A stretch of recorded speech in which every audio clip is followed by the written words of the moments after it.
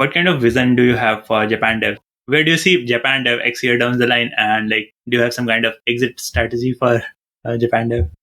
Yeah, that's a great question. I am still trying to figure it out. I think there are different types of businesses, right?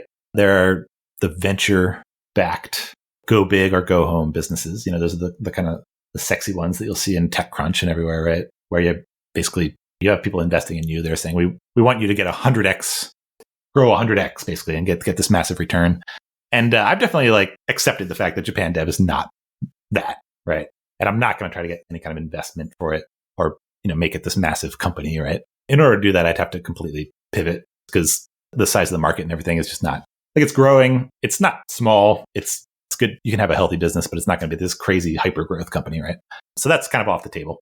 So yeah, I've accepted the fact that it's basically a lifestyle business, but I'm just trying to make it as good of a lifestyle business as possible.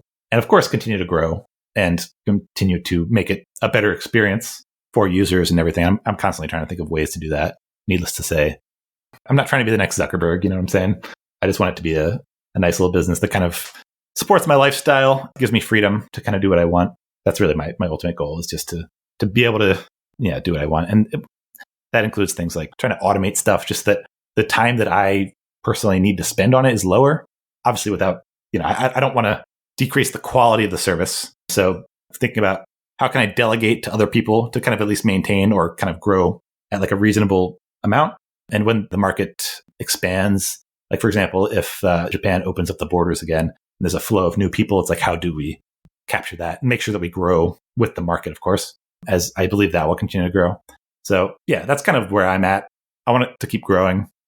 I'm not trying to go be this public company CEO or anything like that, though. So yeah, that's my current thinking. Right. So that's very interesting point. And obviously, as you said, you're not trying to get some kind of VC funding or make progress 100x progress. What kind of goals in not about Japan dev, but what kind of goals do you have for your life? How do you find out you are making progress? What kind of North Star metric would you say you have for your life?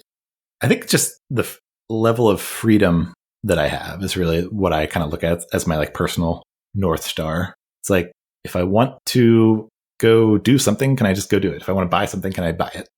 If I wanted to just go, live somewhere else for a month, could I do that? Probably right now, no, unfortunately. I guess that's really the metric, though, is freedom. If that makes sense. That makes sense very much. Yeah. Not having to spend my time doing what others want me to, being able to just kind of live on my own terms and do what I want, ultimately.